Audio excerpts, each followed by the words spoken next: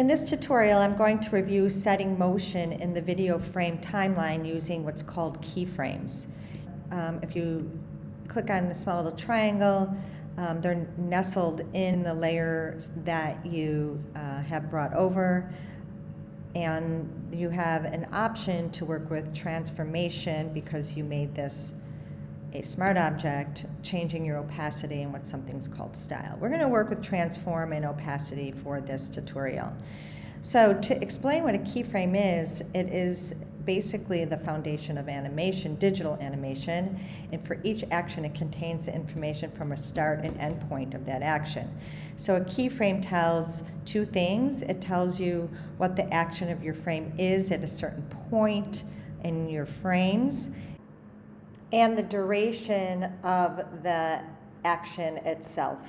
So you can set a keyframe starting at 3 frames or 6 frames, and this would be the beginning of the action. So I'm going to start by just showing you how to do this. Right here is a little clock next to the transform, and if you click on it, you are initiating keyframes. You know you have a keyframe initiated when this little triangle shows up. It's your first keyframe of your layer, and it sets where your playhead is put. So I had it at 0 frames, and it's basically telling Photoshop my position of my square is here.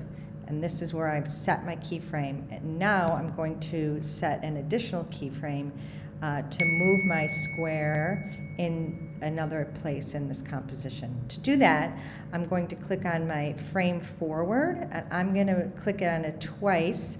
I'm moving my playhead 2 frames. And once I do that, I'm now going to go to my move tool. You have to be in your move tool to actually do this. And I'm going to move my box down a little bit, maybe to the left, and then let go. Once I'm going to click off of it. Once I do that, you can see that another keyframe is set. And so it is set in relationship to where I moved the box. So if we look at this, if we play it back, you can see that the square has moved from point A to point B over the duration of 2 frames. I'm going to do this again, and this time I'm going to transform the box and make it smaller. So I'm going to click on move forward 2 frames. I've set my playhead at 4 frames now. Then I'm going to come over here, and I'm going to do free transform. So if I just click on the box, don't have to go up to free transform, but I can if I want. But just click on the box to be able to drag and transform my object to make it bigger or smaller. So I'm going to make my box a little smaller. And once you do that, when you're in transform, you have to hit return or enter. And once you hit your return, you're telling Photoshop to set another keyframe. And this time, the keyframe now transforms the box into a smaller object. Again, I'm going to continue to do this by moving my playhead 2 more frames, and then I'm going to take this and move it down into the corner here and set another keyframe. You can see as when I move the object down, it automatically sets a keyframe. Now move to my 8th frame, and this time I'm going to come under transform, and I'm going to maybe distort this. So I'm going to take one of my anchor points, distort this a bit, and hit return. So I'm going to continue to do this. Click off of it. And now I'm going to move this over to the right side of the page. And then move it up. This time I think I'm going to turn it, so I can turn this. I'm still in my free transform. You can see that there's this little circle with 2 arrows on it. If you just click outside of it, you can turn it any which way you want. Okay. Then I'm going to click return, and then I'm going to bring this back, maybe change this shape a bit, and then move it 2 more frames over. And now I'm just going to kind of start to move this off the page. So I'm going to do it in incremental way. So I set it 2 frames, and then I'm going to move it a little bit more off the page towards the edge of the page, and then off the page. Okay, so each movement I have set a keyframe, and now you can play it back. You know what? Click off of it so you don't get that bounding box. Then you can. Next, I'm going to set keyframes for the opacity. I'm going to change this square from 100% black to 10% black over the course of time, from the beginning to the end of where I've put my final keyframe for my transformation. To do that, I want to make sure that I have my playhead set to 0. If it's not set to 0, you will be at different points in time, which you can do, but I'm just going to set it from the very beginning.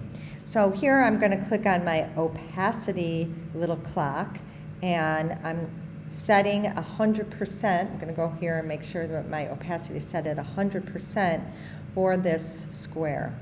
And then I'm going to move the playhead over to the very last keyframe that I set, and I'm going to now click here on the little triangle and set another keyframe. I can do that by just clicking in the triangle, and it sets a keyframe for me. And then I want to go to opacity and set that at 10%. Click. So I'm going to go back and just make sure that my first keyframe is set at 100 and my last keyframe is set at 15%. We could just keep it there. Now I'm going to bring my playhead back to 0, 0 and click off my selection, click outside of the box and play it. So you can see that not only is the box transforming in size the way I set that up, but also in opacity. Okay, if you look at my timeline here, I have 10 frames, which is 1 second, and then an additional 10 frames, which is 2 seconds. So so far my entire length of this animation is 2 seconds. I can continue to build this, but for now I'm going to keep it at 2 seconds, and I'm just going to clean this up a bit. I don't need to have all this extra video layer here because I've only worked up to 2 seconds. So I'm going to click right at the edge of this video layer and drag it to the left to meet or to fill just up to my 2 seconds of frames. If you want to continue to work or build it further, you could drag it out and then continue to add to your length of your animation.